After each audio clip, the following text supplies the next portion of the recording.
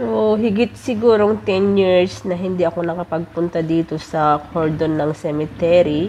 Kasi nung mga bata kami ay every year kami talaga dumadalaw dito. Kasi dito nga nailibing yung aking tatay at aking lolo't lola, yung mother ng nanay. At saka father nila. Dito nailibing sa, sa cordon ng bayan ng Independiente.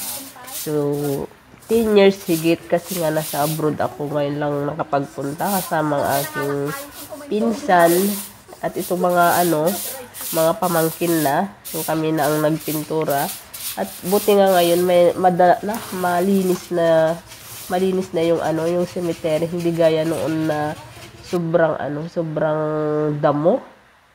So ngayon may naglilinis na ata ngayon kaya malinis na siya, kaya pintura na lang ang ginawa namin.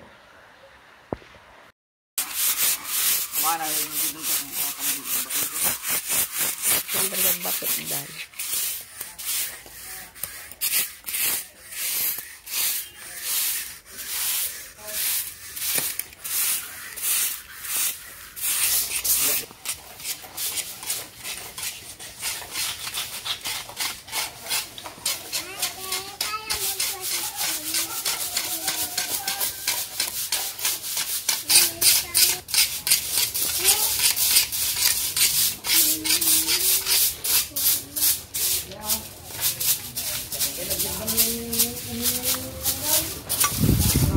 Ready?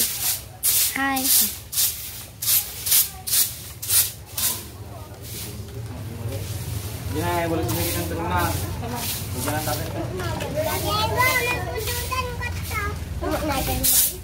Picture kayo kanan Rain. Picture kayo kanan. Di ane kabay kayo. Kabay kayo Di ane di kabay na. Di kabay na. Rain. Rain. Smile ka.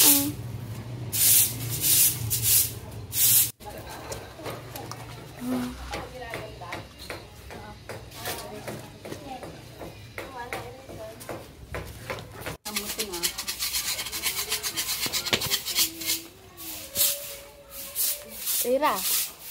Galak naman ti bata. Nga dakwan. Ay. Iji gamutan ko na iji iji nabati da. Mati iji di tricycle.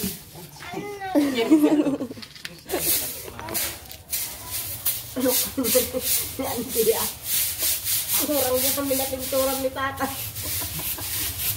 Dito siya na lang mo to. Ito na pintura ni tata mo. Ay, yung mas pintura na tayo.